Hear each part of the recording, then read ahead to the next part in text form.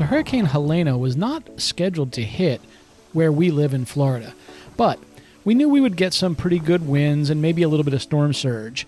It was about 185 miles west of us into the Gulf of Mexico, and as it started, you can see, the wind was breezy. We were seeing gusts up in the, 30, 35 range. Not too bad, but the water was rising a little bit in the canal for sure.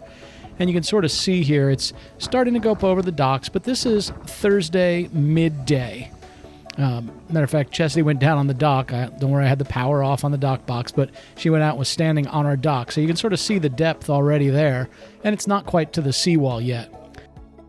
The big challenge with this whole thing was, as far offshore as it was, you could see that it was going to be pushing all that water north toward that blue dot, which is about where we are in Florida. So not on the side where the landfall is, right? It's going to be significantly north of us. But we were certainly concerned with the amount of water that was going to push, especially given that it was already at about 130 miles an hour, Cat 2 at this point. So here, just 40 minutes later, we were already starting to see the water now up over the seawall. It was a little bit surprising how fast it was coming up, but a little bit interesting if nothing else. We had the power turned off at the dock pedestal. I pulled the lid off.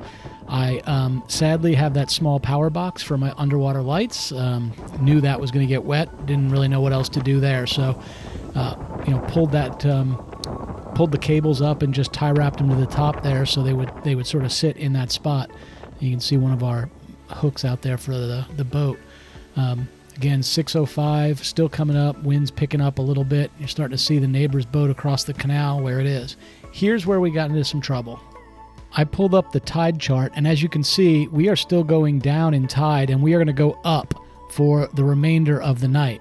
So this was a little bit of a concern that in addition to the storm surge, we were also going to be seeing a high tide. Just 30 minutes later, and you can see the tide is continuing to rise. And by the way, it's also going down in tide. We've not hit low tide. So you can see it's now up to our garden in the backyard. And then kind of toward our neighbor's house, you can sort of see theirs is doing the same thing. As a matter of fact, there's a little electrical box right there by the seawall. So certainly water rising at a pace we weren't comfortable with. So I decided to show this. I'm standing on the top of the seawall here, and you can see it's kind of up to my shins. Again, you can sort of see it's rising up now, just starting to touch the bottom of the transformer for the underwater lights there.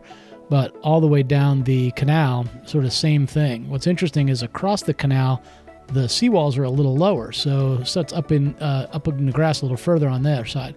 That table is a fish fillet table standing on their dock. And you can sort of see one of these boat neighbors is now starting to touch the bottom of the boat while on the lift. Again, we are almost near low tide, so storm surge plus rising tide. Ooh, that's cold.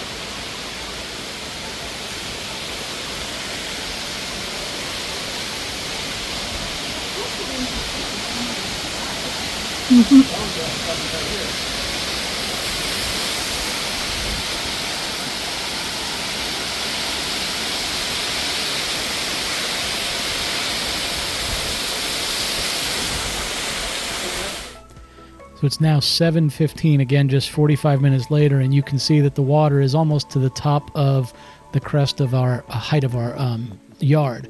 As I walk across the patio, you can see that palm tree was the edge of the garden before where the water was, and now it's up over those first couple of palm trees and up through a couple of those 6 or 7 foot fence panels. So certainly rising at a pretty good pace. What's interesting is if you look at that pedestal again, you can see that the little electric box is a good 50% in the water at this point. That also meant that it was starting to flood in the front yard. The low spots between the houses was allowing the water from the canal to now run between the houses and come up and start filling the street. So our front yard's pretty full as well. So at 8:15, the water was again rising. It's now just about to the edge of the crest of the height of the yard. A little harder to see as it's getting dark, but you can sort of see how high it is on the electrical pedestal out there. And now it's kind of almost about halfway up through our garden before it gets to that patio. Just 15 minutes later, I'm standing right at the edge of the water with Chastity, so you can see it continuing to rise. And it continued to do so. This was moving up fairly fast, and remember, the tide is coming in. At just 9 o'clock, it crested over the top of the pool deck, and you can see that it's slowly starting to lap into the pool in this photograph. So surprising for sure for us. And now it started realizing, I hope it doesn't get all the way up into the Florida room or house. Just 40 minutes later, and you can see the water is over the pool deck. It's about 6 inches deep on the pool deck. The pool is no longer blue. It's full of brown water from the canal and seawater.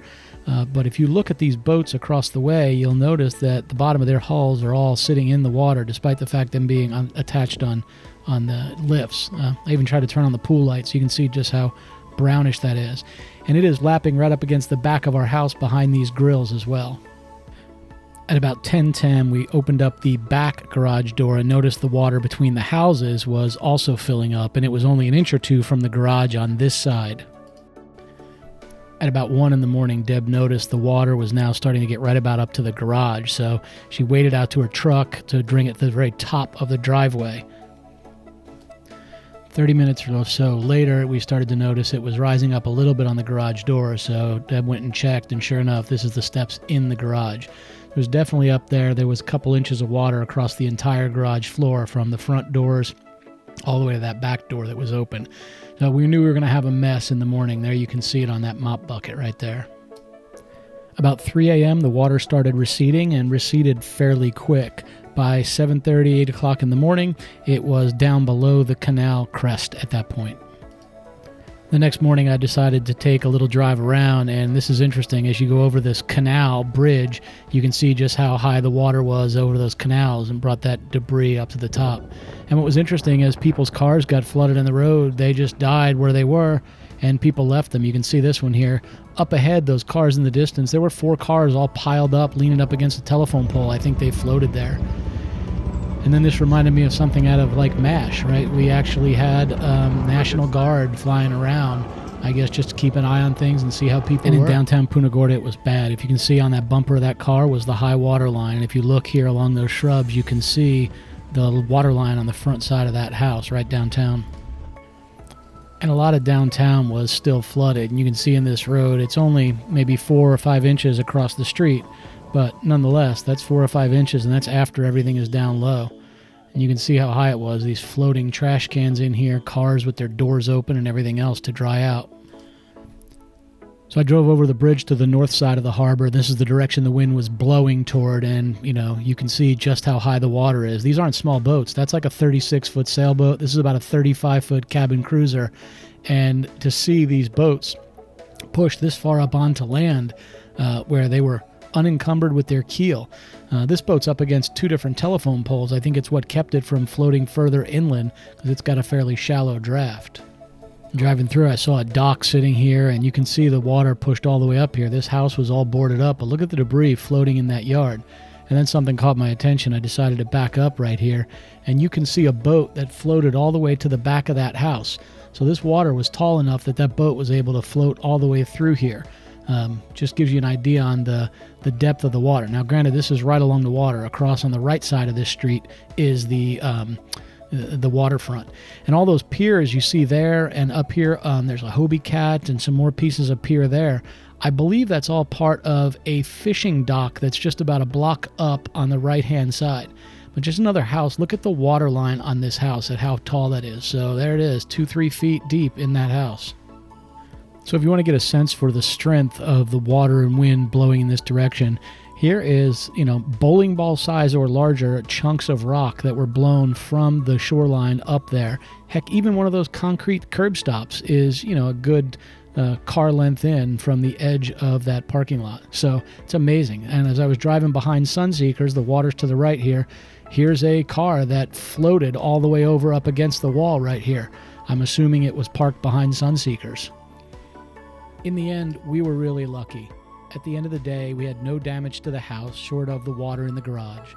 Sure, we certainly had to throw some items away, and we pulled all the carpet up out of there, and we lost some items, but a couple of $1,000s worth, not the damage that some of these homes have experienced. And this didn't end along the shoreline. This caused challenges all through the U.S. as it traveled north. It's devastating.